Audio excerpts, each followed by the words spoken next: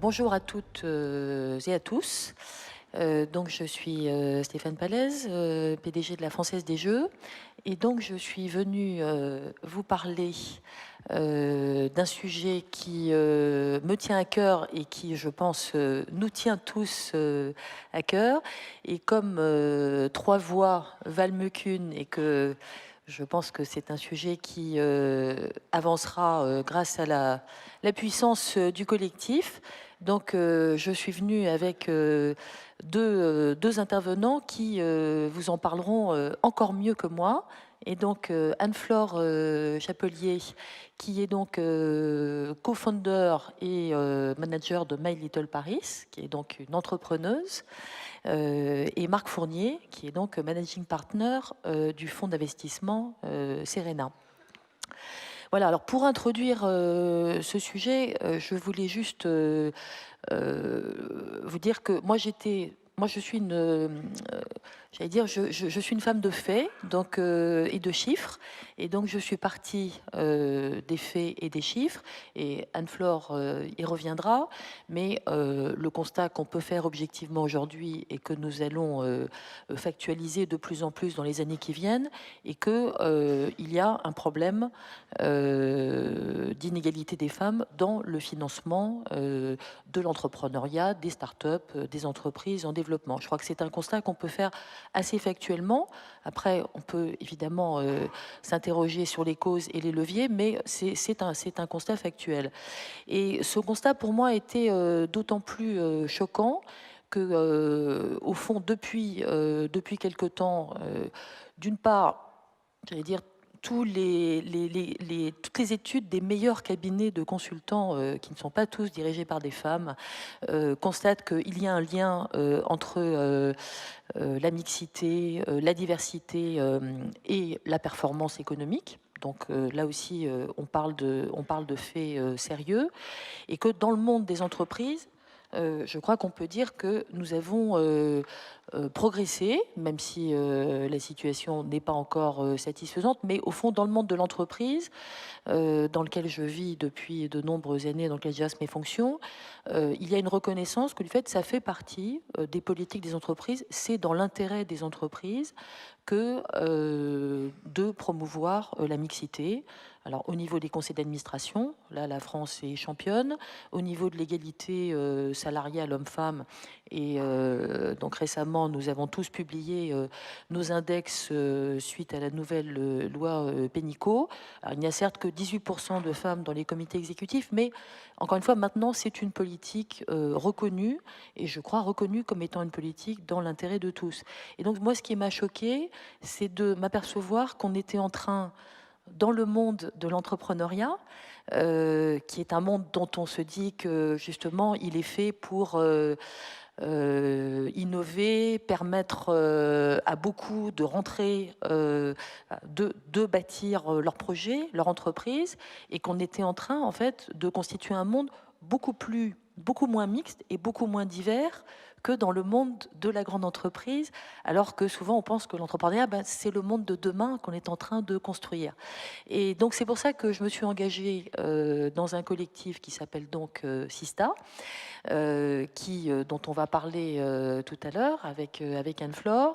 Nous avons d'ailleurs été rejoints par nos bros, dans une tribune publiée hier dans les Échos, ce qui montre que voilà, et j'ai un de mes bros avec moi ici.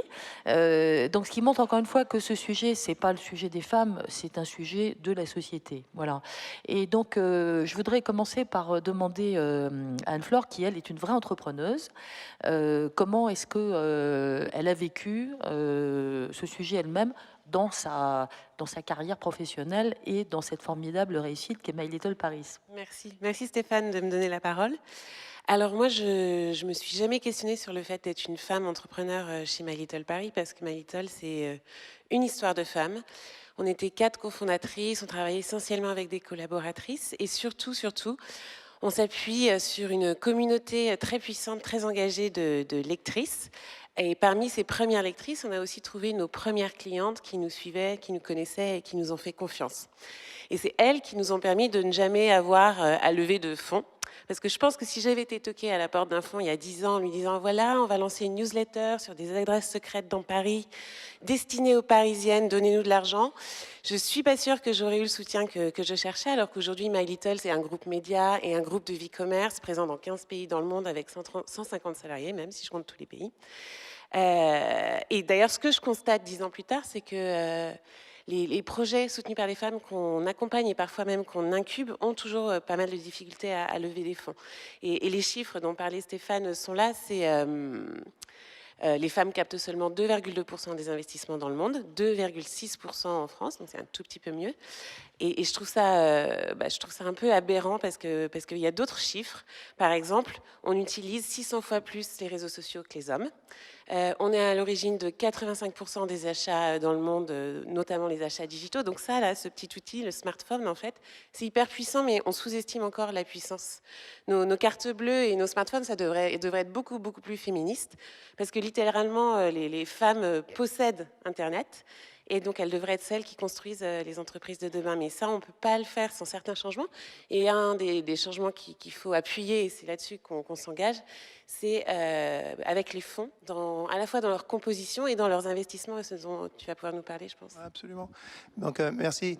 Donc, effectivement, je crois que tant qu'on restera dans une logique et qu'on soutiendra et qu'on persistera en fait à soutenir un écosystème qui est à la fois non mixte et discriminant, on n'aura certainement pas, l'économie n'aura certainement pas l'ambition de ses moyens. Les moyens de ses ambitions plutôt. C'est dans l'autre sens. Donc aujourd'hui, je crois que l'entrepreneuriat, il doit absolument se traduire au féminin. Et à partir de là, on pourra libérer nos forces et on pourra surtout profiter de l'ensemble des talents, et ce qui n'est pas le cas aujourd'hui. Donc je crois qu'il y a un véritable effort à faire de tous, et les fonds doivent être en première ligne avec les entrepreneurs dans cette direction-là. Donc il y a un certain nombre, je crois, d'actions qui doivent être prises. Et alors, Anne-Laure va nous parler un peu de Sista. Un peu de Sista, oui. Donc, Sista, Stéphane et moi, on est engagés dans ce mouvement qui est né en décembre de l'année dernière, qui rassemble des investisseuses, des dirigeantes, des chefs d'entreprise, et dont le but est de travailler contre les inégalités de financement. Donc ça a d'abord été effectivement une tribune dans les Échos, puis une tribune à nouveau dans les Échos avec les Bros.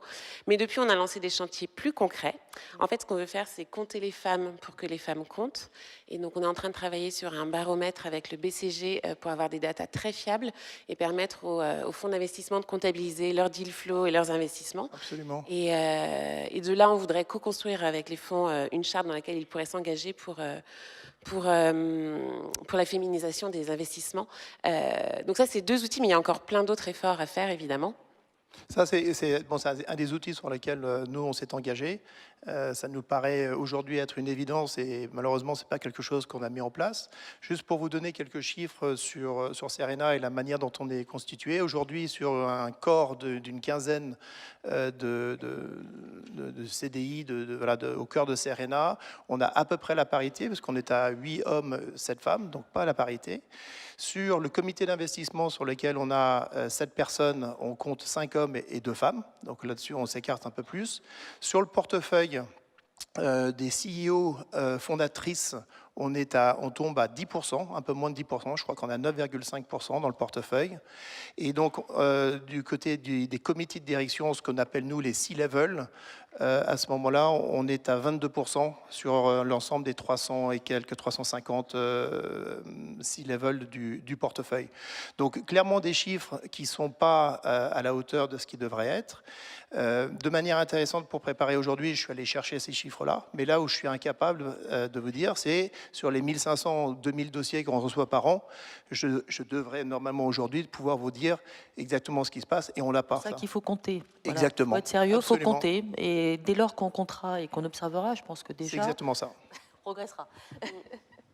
absolument. Donc sur les pistes envisagées pour aller plus loin, Marc, est-ce que toi, comme tu as aussi une casquette d'enseignant? D'enseignant, alors la bonne nouvelle, c'est que j'ai la chance et le privilège de pouvoir enseigner et je suis directeur scientifique d'un master qui s'appelle Innover Entreprendre à l'ESCP Europe. Donc j'y suis depuis maintenant 20 ans. Et là où on avait 5% de femmes il y a 20 ans qui intégraient la promo, on était à 10% il y a une dizaine d'années. Et on a vu une accélération assez forte puisqu'aujourd'hui, on est à un peu plus de 40%. Et avec les initiatives qu'on met de recrutement, on devrait être à peu près à la parité d'ici quelques années. Et donc ça, c'est vraiment la voie du futur. Donc c'est plutôt une note assez optimiste qu'on voit par rapport à ça. Sur les actions, il y a des petites actions du quotidien qu'on peut mettre en place. Chez Serena, par exemple, on sponsorise des sportifs. Il se fait que ce sont des sportifs hommes. Et on se dit que dorénavant, pour chaque euro homme, on sponsorisera un euro femme. Et ça, ça a l'air d'être petit, mais finalement, ça donne des images et ça donne envie derrière. On fait intervenir et on a des intervenants dans les sociétés du portefeuille. Et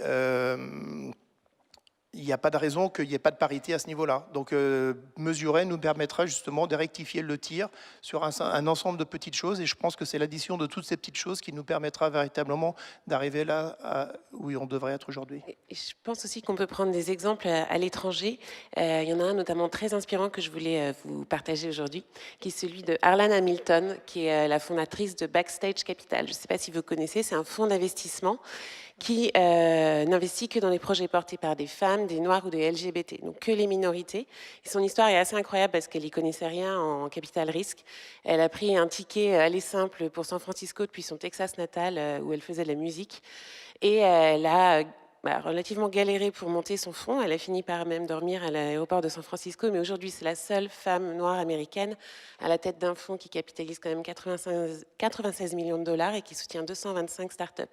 Et ce que j'aime bien dans son histoire, c'est qu'il y a une espèce d'inconscience, c'est sûr, de se lancer dans un domaine qu'on ne connaît pas, de saut dans le vide et d'expérimentation. Et ça, c'est des choses aussi qu'on aime bien faire chez My Little. Et je voulais vous parler aussi d'une expérimentation qu'on a lancée il y a 2 ans, qui s'appelle Mona, et qui est née d'une étude qu'on a fait sur notre communauté où 92% des femmes disaient avoir un projet dans un tiroir, mais ne pas oser le lancer, non pas faute de temps ou faute d'argent, mais faute de confiance en soi, ce qui nous a semblé un peu fou. Pour 64% d'entre elles, c'est ce qu'elles répondaient, j'ai pas suffisamment confiance en moi.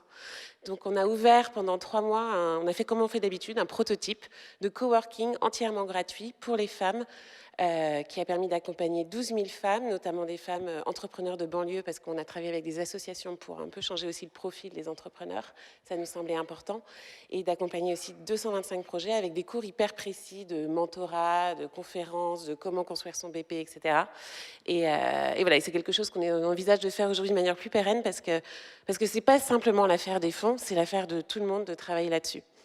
Voilà, je crois que à travers tout ça, je crois que ce qu'on comprend tous aujourd'hui, c'est qu'effectivement, il faut travailler sur beaucoup de leviers en même temps, et il faut effectivement un engagement collectif de chacun, parce que à la fois, il faut mesurer, il faut faire attention à beaucoup de projections et beaucoup d'attitudes quotidiennes dont nous sommes tous victimes, parfois même sans le savoir, mais nous, notre conviction, c'est que on doit et on peut faire beaucoup mieux aujourd'hui. Alors, en ce qui concerne un chef d'entreprise comme moi, je pense que nous, on peut avoir un effet très très important de stimulation et d'accélération des progrès.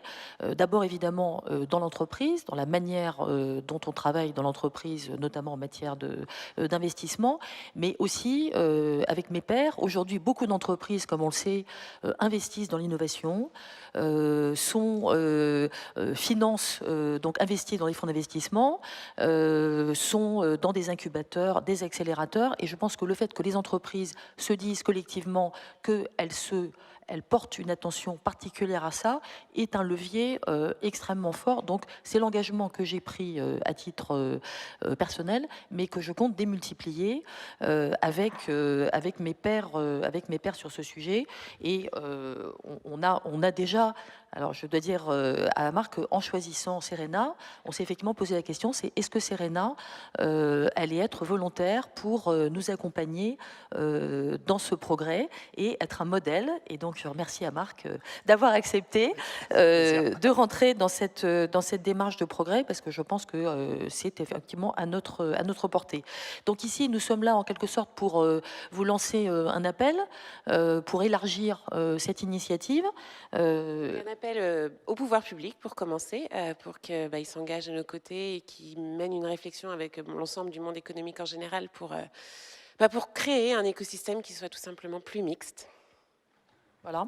Mon appel, se tourne vers les investisseurs et les entrepreneurs pour imaginer les solutions, pour mesurer déjà, et puis ensuite imaginer les solutions qu'on apportera pour pouvoir retrouver une parité ou plutôt trouver une parité qui est indispensable pour notre économie.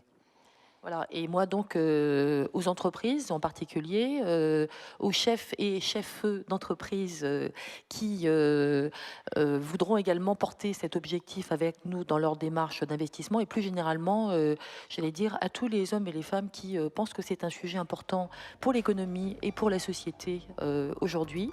Et donc rejoignez-nous dans cet effort, allez suivez Sista sur Twitter, et voilà, l'ambition, ça s'apprend, le succès, ça se travaille, et l'égalité, cela se construit aujourd'hui avec vous. Merci beaucoup. Merci à tous.